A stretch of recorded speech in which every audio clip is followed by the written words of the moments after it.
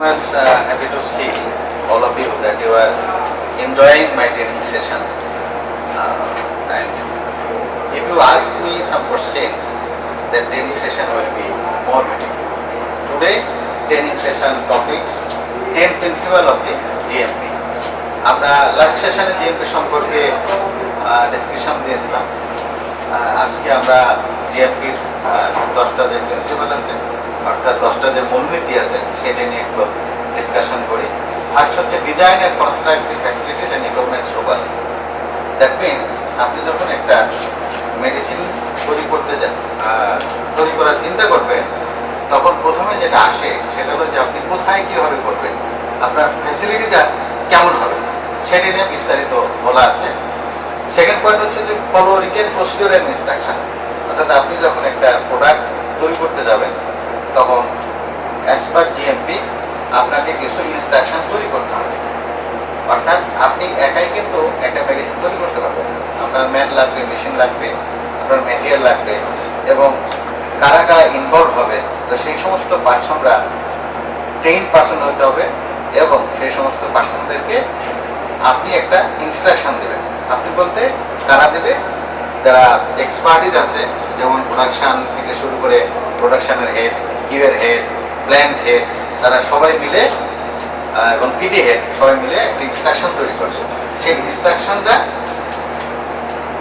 আপনারা যারা অপারেটর বা ডাউন দি ওয়ার্ক লেভেলে যারা আছে, অফিসার যারা আছে, তারা ফলো করবে।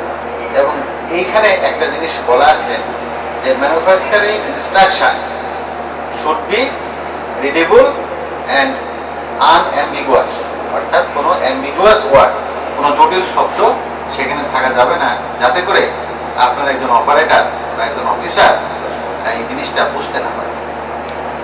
থার্ড পয়েন্ট হচ্ছে ডকুমেন্ট দেওয়া, অর্থাৎ আপনি যে কাজটা করবেন বা আপনার অপারেটর যে কাজটা করবে সেই ফার্স্ট হচ্ছে যে আপনার সেই কাজের ডকুমেন্টটা ফুলফিল করতে হবে, যে আপনি কয়টা থেকে শুরু করলেন কাজটা, কয়টায় শেষ করলেন, কাজটা কে করলো, সেখানে done by, check by. Validate দেওয়া, ভ্যালিডেট, এখানে ভ্যালিডেশন একটা টার্ম আছে, আমি ভ্যালিডেশন সম্পর্কে একটু শুধু বলি যে validation is the documented evidence by which we can produce the quality product which is meeting with predetermined specification, অর্থাৎ আপনি যে প্রোডাক্টটা তৈরি করবেন তার আগেই যে কাজগুলো করবেন সেই কাজগুলো আপনাকে ভ্যালিডেট করতে হবে। যেমন ধরেন আপনি একটা ট্যাবলেট তৈরি করছেন, এখন তৈরি করার পরে তার পোটেন্সি পেয়েছেন কত, 100%। এখন এটাকে কিভাবে ভ্যালিডেট করবেন, এই প্রসিডিওর ভ্যালিডেট করতে হবে আপনাকে মিনিমাম 3টা প্রসেস আপনাকে রান করতে হবে। 3টা প্রসেসের প্রত্যেকটা প্রসেসের মিনিমাম 3টা জায়গা থেকে, অর্থাৎ টপ, মিডিল, বটম 3টা জায়গা থেকে আপনাকে এই সেম প্রসেস ম্যাটেরিয়ালগুলো নিয়ে অ্যানালাইসিস করতে হবে। এবং প্রত্যেকটা প্রোডাক্টের মিনিমাম যদি 3টা জায়গা থেকে নেন এবং 3টা প্রোডাক্টের যদি আপনার প্রত্যেকটা 3টা করে হয় তাহলে 3 দিনকে প্রায় 9টা স্যাম্পল। এবং এটা কিন্তু একটা স্টেপে, যেমন আপনি ডিসটেন্স করার পরে আপনি গ্রাউন্ডেশন শুরু করছেন, তাহলে গ্রাউন্ডেশন পার্ট থেকে গ্রাউন্ডেশন বিফোর ব্লেন্ডিং আপনার 3টা পার্ট থেকে আপনার অ্যানালাইসিস করতে হবে, আপনার ব্লেন্ডিং অ্যানালাইসিস করতে হবে, কম্প্রেশন অ্যানালাইসিস করতে হবে। এই যে বিভিন্ন স্টেপ থেকে আপনি অ্যানালাইসিস করতেছে, করে করে যখন দেখবেন যে আপনার কাছাকাছি একটা রেজাল্ট চলে আসছে এবং সেখান থেকে আপনার একটা আরএসডি ভ্যালু আছে। আরএসডি কি? আরএসডি মিনস হচ্ছে রিলেটিভ স্ট্যান্ডার্ড ডেভিয়েশন, এবং এই রিলেটিভ স্ট্যান্ডার্ড ডেভিয়েশন কত পার্সেন্টের মধ্যে থাকতে হয় সেটাও বলা আছে। সেটা নিয়ে আমরা নেক্সট সেশনে আমরা আলাপ করব। আর আরেকটা জিনিস হচ্ছে যে এই মনিটর ফ্যাসিলিটিস অ্যান্ড ইকুইপমেন্ট, 4 নম্বরে যেটা আছে সেটা হচ্ছে মনিটর ফ্যাসিলিটিস অ্যান্ড ইকুইপমেন্টস, অর্থাৎ আপনার যে ফ্যাসিলিটি আছে, আপনার যে ইকুইপমেন্ট আছে সেটা সবসময় যাতে পরিষ্কার পরিচ্ছন্ন থাকে, কোনো রকম বাইরে থেকে কোনো ফরেন পার্টিকেল যেটা আপনার প্রোডাক্টে কন্টামিনেট করতে পারে সেই ধরনের পার্টিকেল যাতে এখানে ইন্টার করতে না পারে, এটা আপনাকে বাই ক্লিনিংয়ের মাধ্যমে মনিটর করতে হবে। Right step by step operating procedure and work on instruction, অর্থাৎ আপনি যে ম্যানুফ্যাকচারিং ইনস্ট্রাকশন দিয়েছেন এবং সেটাকে আমরা অনেক সময় বিএমআর বা বিপিআর করে থাকি, সেই বিএমআর এবং বিপিআরগুলি এটা আমি আপনার একজন জুনিয়র কলিগের হাতে ধরাই দিয়েছেন। তো এই জুনিয়র কলিগটা একটা সময় যখন কাজটা শুরু করবে তখন আপনাদের পারমিশন নিয়ে কাজটা শুরু করবে, এবং যখন সে শুরু করবে তখন টাইমটা লাগবে, ডেটটা লাগবে, ইভেন কতটুকু ম্যাটেরিয়াল ওইখানে দেওয়ার কথা বলা আছে সেই ম্যাটেরিয়ালের কোয়ান্টিটিটা সে লিখবে। এই যে স্টেপ বাই স্টেপ এই যে রাইটিংগুলো সে ঠিক মতো করতেছে কিনা সেটা কিন্তু একজন অফিসার দ্বারা, এবং শুধু নট অনলি একজন প্রোডাকশন এবং কিউএর দুজন অফিসার দ্বারা এটাকে চেক করতে হবে যাতে সে কোনো ভুল না করে।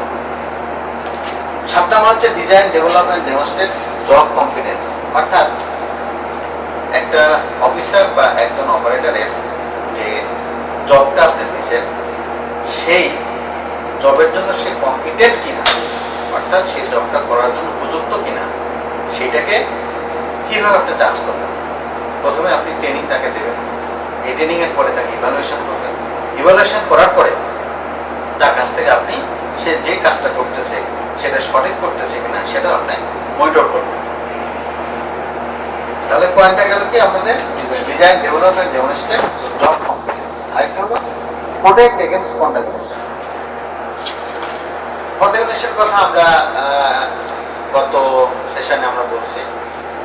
তো বিভিন্ন ধরনের যে কন্টামিনেশন হয়, যেমন প্রথম পয়েন্টে যেমন বলা আছে যে design and construction facilities and equipment properly, অর্থাৎ এমন একটা জায়গায় যেমন ধরেন আপনার ব্রিক মিল যেখানে আছে, অর্থাৎ যেখানে ইট তৈরি হচ্ছে বা ইটের ভাটা যেখানে আছে, অথবা সিটি কর্পোরেশন বা ঢাকা শহরে ওয়েস্টেজ যেখানে যে ফেলা হচ্ছে তার পাশে আপনি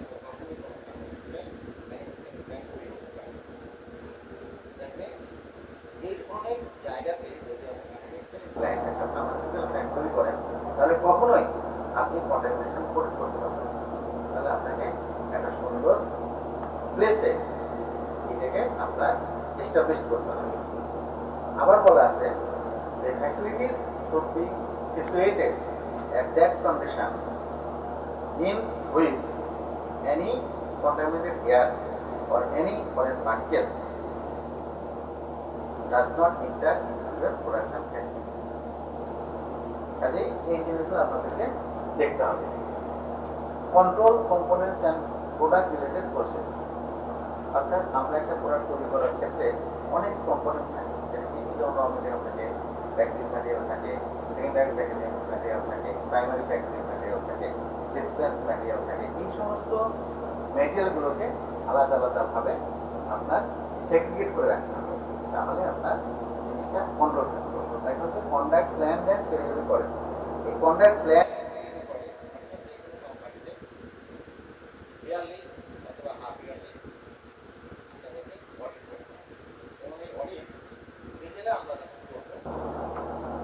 কিভাবে করবো, যেমন কিউএ ডিপার্টমেন্ট আছে, কিউএ ডিপার্টমেন্ট থেকে দুজন, ইঞ্জিনিয়ারিং ডিপার্টমেন্ট থেকে দুজন, প্রোডাকশন ডিপার্টমেন্ট থেকে দুজন, এইভাবে 2-3টা করে টিম আমরা তৈরি করবো, করে একটা ডিপার্টমেন্ট আরেকটা ডিপার্টমেন্টকে অডিট করবে অ্যাজ পার জেম। Inspection or internal quality audit, এবং জিএমপিতে বলা আছে যে এই কোয়ালিটি অডিট বা সেলফ ইন্সপেকশন এটা মিনিমাম টুয়াইস ইন ইয়ার, অর্থাৎ বছরে 2বার করতে হবে। আরেকটা কথা বলা আছে, যদি কোনো ডিপার্টমেন্ট জিএমপির ক্ষেত্রে বেশি ডেভিয়েশন পাওয়া যায়, কোনো ডিপার্টমেন্টে যদি দেখা যায় যে জিএমপির যে নিয়ম নীতিগুলো আছে বা জিএমপির যে প্রিন্সিপালগুলো আছে সেগুলো থেকে খুব বেশি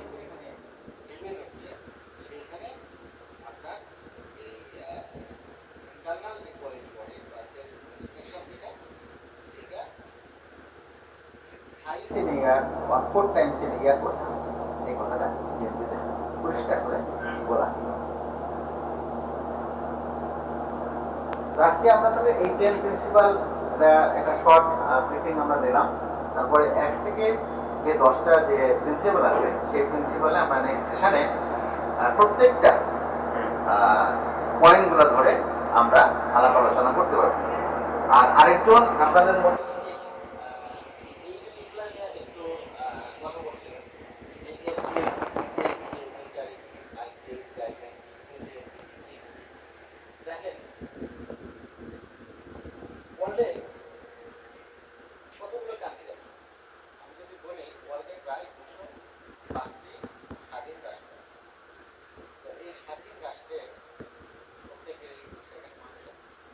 মানুষ থাকে তার হেলথ আছে, যদি হেলথ থাকে তার এই স্বাস্থ্য সেবার জন্য একটা অথরিটি আছে। এই অথরিটিগুলো তিনটা কাজ করে। একটা হলো যে একটা মেডিসিন ম্যানুফ্যাকচারিং করার নিয়ম নীতিগুলো স্ট্রিক্টলি সেইখানে সবাই পালন করতেছে কিনা সেগুলো দেখে।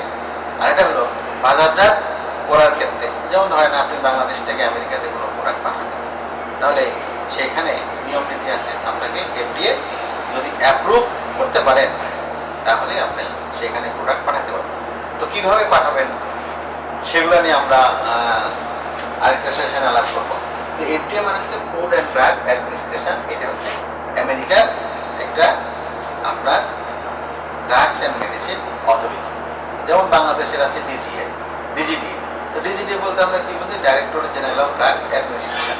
আচ্ছা, ডিজিএ কি? ডিজিএ হচ্ছে therapeutic goods administration, Australia. MHRA medicine and health care regulatory authority, UK. ICS international conference on harmonisation, যদিও এটা এখন হয়েছে international council of harmonisation. UGM, এটা আমরা জানেন যে এটা ইউকেতে ফলো করা হয়, ইউজিএমপি। আর পিক্স, পিক্স হচ্ছে আপনার যে ফার্মাসিউটিক্যাল ইন্সপেকশন কোঅপারেশন স্কিম, এটা হচ্ছে পিক্স। এটা একটা গাইডলাইন। এটাতে বর্তমানে প্রায় 42টা কান্ট্রি এই পিক্সটা ফলো করে। তো today any question from your and? যদি কোনো কোশ্চেন না থাকে তাহলে আজকের মধ্যে এখানে শেষ। আমরা নেক্সট সেশনে পরবর্তীতে আমাদের সাথে আবার